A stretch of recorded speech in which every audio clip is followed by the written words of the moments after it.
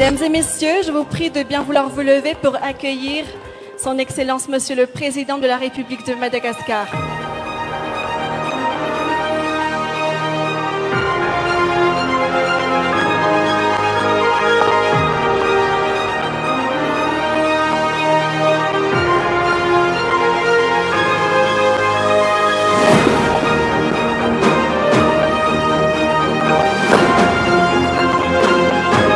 Je vous prie d'applaudir pour Son Excellence Monsieur le Président de la République de Madagascar.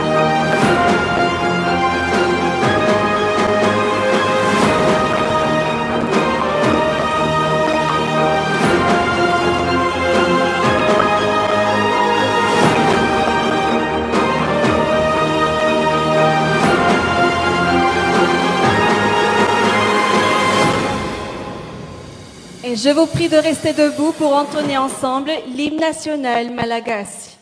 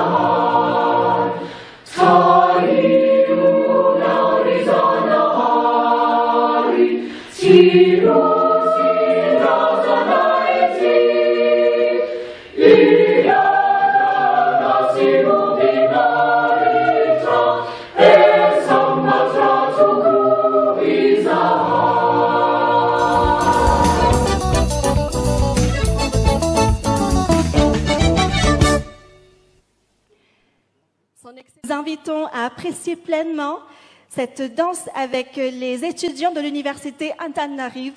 Sous vos applaudissements, s'il vous plaît.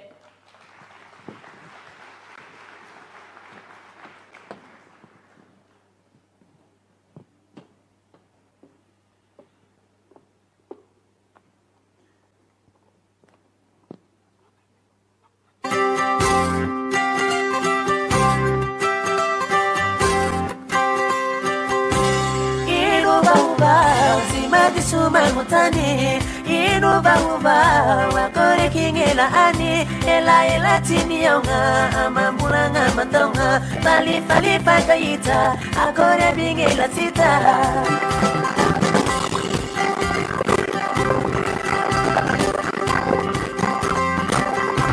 inuba uba simadi suma mutani inuba uba wakore kingela ani ela tini yaunga amambulanga matonga fali pataita akore bingela sita akore bingela ani akore eba ini ditukutani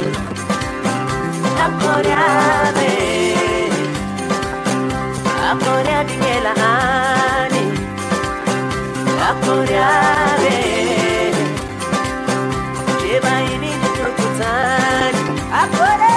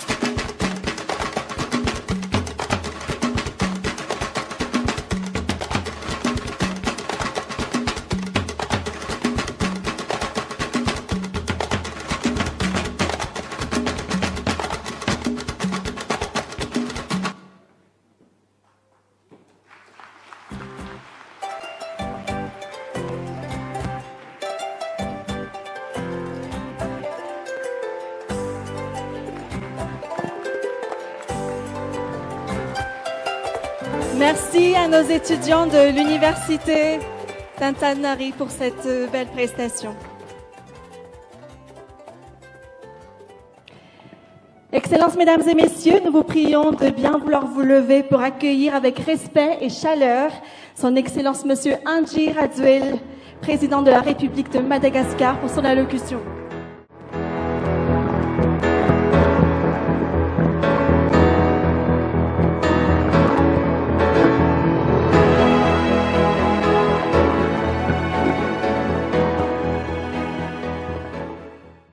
Monsieur le Président du Sénat, Monsieur le Président de l'Assemblée nationale, Mesdames et Messieurs les membres du gouvernement, Mesdames et Messieurs les sénateurs de Madagascar et de France, Mesdames et Messieurs les députés de Madagascar et de France, Monsieur le Président du Conseil régional de Nouvelle-Aquitaine et du groupe pays Madagascar à Cité Unie France, Madame le maire de la commune urbaine d'Antananarivo, Mesdames et Messieurs les gouverneurs, Monsieur l'ambassadeur de France, Mesdames et Messieurs les membres du corps diplomatique et partenaires techniques et financiers, Mesdames et Messieurs les préfets et chefs de district, Mesdames et Messieurs les maires des collectivités territoriales malagasy et françaises, Topklas Topkvavi, Mesdames et Messieurs, honorables assistance. C'est avec enthousiasme et fierté que nous sommes réunis aujourd'hui pour la 3e édition des Assises de la coopération décentralisée entre Madagascar et la France. Ces assises, organisées conjointement par nos deux gouvernements avec l'appui de Cité Unie France, traduisent notre volonté de renforcer les liens entre nos territoires, de rapprocher nos peuples et de bâtir ensemble un avenir meilleur, lumineux, pour les générations futures. Nous allons ensemble consolider les réalisations concrètes de notre coopération et renouveler notre engagement pour un développement harmonieux et équitable. Le thème de cette édition, la gouvernance locale, vecteur de résilience au changement climatique, est au cœur de nos priorités. Madagascar, comme de nombreux pays dans la région, subit avec intensité les effets du changement climatique. Nous avons constaté que les cyclones sont de plus en plus fréquents et de plus en plus violents, mais surtout dévastateurs. Rien qu'en 2022, notre pays, Madagascar, a subi les ravages causés par 4 cyclones successifs dans plusieurs régions de la Grande Île. À part cela, les sécheresses compromettent la sécurité alimentaire et épuisent les réserves d'eau dans les régions arides comme le sud de Madagascar, tandis que les inondations dévastent nos cultures et nos rizières en réduisant le travail des paysans et en accentuant, bien évidemment, la vulnérabilité des communautés rurales. Ces catastrophes naturelles fragilisent nos infrastructures et affectent nos récoltes. Face à ces défis, les collectivités territoriales assument en premier la responsabilité de riposte. Elles doivent réparer les routes, reconstruire les écoles, réhabiliter les canaux d'irrigation et garantir l'accès à l'eau potable afin de rétablir au plus vite la vie des communautés. Elles doivent surtout soutenir les agriculteurs locaux pour leur permettre de surmonter les pertes et restaurer leur culture au plus vite. Renforcer la gouvernance locale, c'est donc renforcer la capacité de résilience de nos régions et communes et assurer la sécurité et le bien-être de nos populations. Dans ce contexte où les défis mondiaux exigent de réponses locales efficaces, il est essentiel de renforcer une coopération régionale et internationale structurée et coordonnée. La récente visite d'État du président Macron à Madagascar illustre l'importance d'une coopération soutenue et concrète entre nos deux pays. Cette visite historique a permis de renforcer les liens politiques et économiques entre nos deux pays, ciblant des initiatives qui contribuent au développement et à la transformation de Madagascar dans plusieurs domaines. Nous avons convenu de recentrer nos partenariats afin que tous les projets que nous portons ensemble aient un impact tangible dans la vie de nos concitoyens. Mesdames et Messieurs, honorable assistance, la coopération bilatérale entre la France et Madagascar a permis l'amélioration du quotidien de millions de citoyens.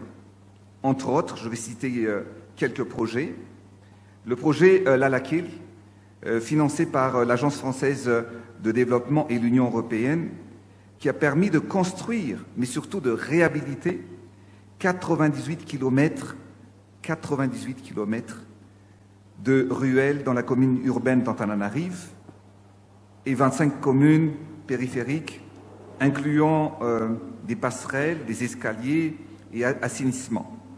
Mais aussi le projet a bâti plus de 900 infrastructures, notamment des lampadaires pour éclairer les quartiers dans les villes les plus enclavées, ou encore la construction de plus de 115 blocs sanitaires, lavoirs et bornes fontaines confondus, et des infrastructures destinées aux jeunes, comme les bibliothèques, des espaces verts, et également des terrains de basket.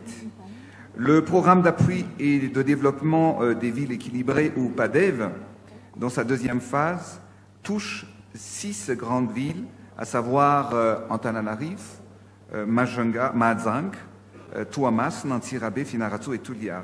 Le projet met en place des infrastructures et des services urbains adaptés.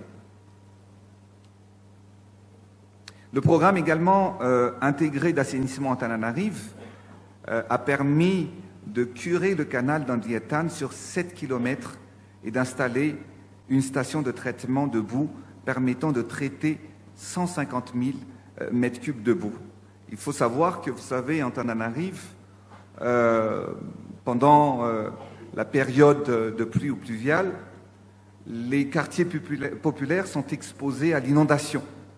Et chaque année, la population dans ces quartiers vit dans des ils vivent déjà dans des extrêmes pauvretés, mais surtout avec l'inondation, ça aggrave encore plus la situation. Et donc, je tiens à saluer ce projet aujourd'hui, parce que ça aide justement à cibler, mais aussi surtout à diminuer l'inondation dans les quartiers populaires de la capitale de Madagascar. Il y a aussi le projet TADI, lancé en 2025, qui mobilise la diaspora malgache autour des projets dans le domaine de l'éducation, de la santé, l'environnement, l'inclusion sociale et les infrastructures, illustrant ainsi une coopération intelligente et durable. Mais au-delà de ces réalisations, lors de la visite du président Macron, nous avons renforcé notre coopération autour de 3 priorités fondamentales de Madagascar. Premièrement, la transformation agricole. Avec l'ambition d'atteindre l'autosuffisance alimentaire, notre objectif est de tripler le rendement rizicole grâce à un partenariat stratégique avec la France. J'aimerais juste vous partager qu'actuellement, Madagascar, nous sommes le 3e pays le plus grand producteur du riz sur le continent africain, après le Nigeria et l'Égypte. Le deuxième projet, c'est la transition énergétique. Comme actuellement, vous savez que le coût de production d'énergie à Madagascar est trop élevé et l'État doit subventionner chaque année entre 150 et allant même jusqu'à 300 millions d'euros chaque année pour acheter le fioul et subventionner la société malagasy qui produit l'énergie dans la capitale même. C'est pour cette raison que je tiens à annoncer ici que dans quelques mois, nous allons entamer l'implantation à Madagascar de 100 mégawatts de parcs solaires qui nous permettra que dès l'année prochaine, on va atténuer, voire même effacer l'ensemble des coupures ou des lestages dans la capitale. Nous allons également accélérer tous les projets de transition énergétique dans les provinces à travers l'éolienne, l'hydroélectrique et le solaire. Mais avec l'appui des experts français et l'investissement dans des projets phares en barrages hydroélectriques, notamment avec la participation de EDF, le géant de l'énergie française, dans le projet Vouloubé. Cela va accélérer la mise en place de ce projet. Mais il y a également le projet hydroélectrique d'Antete-Zambat qui est initié par l'État malagasy. Et enfin, la modernisation des infrastructures de transport, notamment la rénovation des lignes ferroviaires historiques reliant Antananarivo et Tuamasin, qui aura aussi l'aide et l'appui de la Banque mondiale. Et je tiens juste à rassurer et à partager avec vous que ce projet de la ligne ferroviaire a été construit en 1901 par une société française et à travers la France. Donc il faut préserver et aussi innover actuellement cette ligne ferroviaire qui va grandement contribuer et dynamiser l'économie malagasy. Ces initiatives démontrent que les partenariats entre les collectivités locales et acteurs internationaux transforment les engagements en actions concrètes. Mesdames et messieurs, chers partenaires, dans la vision que je porte pour notre nation, aucune région, aucun district ne sera laissé pour compte. Aucune commune ne sera négligée. D'ailleurs, Monsieur le Président de région, je voudrais partager avec vous qu'à Madagascar, nous avons doté chaque région à Madagascar des matériels, des engins pour construire et reconstruire les routes. Je vais citer juste les bulles, les niveleuses, les tracks et aussi les citernes, afin que notre objectif, c'est que chaque région puisse reconstruire ou construire au minimum 200 km de route chaque année. Donc ça, c'était seulement pendant la Première République que ça s'est fait à Madagascar, mais maintenant nous sommes en train d'aider fortement et pleinement chaque région de Madagascar. La coopération décentralisée donc entre Madagascar et la France est ancienne et riche. Elle remonte depuis 1960. Et avec le jumelage entre la commune de Manakar et Parthenay, mais également aujourd'hui 29 communes et 15 régions malagasy collaborent étroitement avec 14 communes et 13 intercommunalités, 4 départements et 5 régions françaises. Moi-même, quand j'étais maire de la commune urbaine d'Antananarivo en 2008, j'ai grandement travaillé étroitement avec la région Île-de-France à travers plusieurs projets que nous avons pu transformer également la capitale d'Antananarivo.